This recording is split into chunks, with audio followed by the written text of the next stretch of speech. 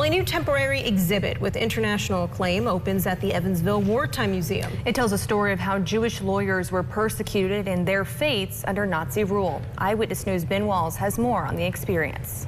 For the next several weeks, the Lawyers Without Rights exhibit has a new home in Evansville. It kind of outlines the story starting in 1933 when the Nazi regime was coming to power and started taking away rights from Jewish lawyers, and outlines the process of how they systematically kind of pushed them out of law and used law to take away their rights. Following a stint at the old Louisiana State Capitol in Baton Rouge, the exhibit proved to be popular as visitors in the U.S., Canada, Mexico, and Jerusalem have learned from these same manuscripts. It's all thanks to a sponsorship between the Evansville Bar Association, the American Bar Association, and the German Federal Bar.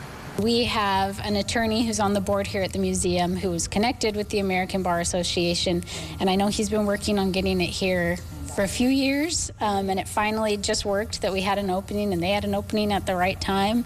So we were lucky enough to bring it here, and hopefully it will drum up some interest and we'll get some local lawyers out here. Lawyers forever internalized. Lawyers like Ludwig Bendix, who was banned from practicing law in 1933 for defending members of the Communist Party. He survived the Dachau concentration camp as well. And lawyers like Eric Max Frey, a Jewish lawyer who emigrated west in 1933 when learning about his imminent arrest. The Lawyers Without Rights exhibit will stay here at the Wartime Museum for another 2 months before it leaves again for Los Angeles to educate more guests there.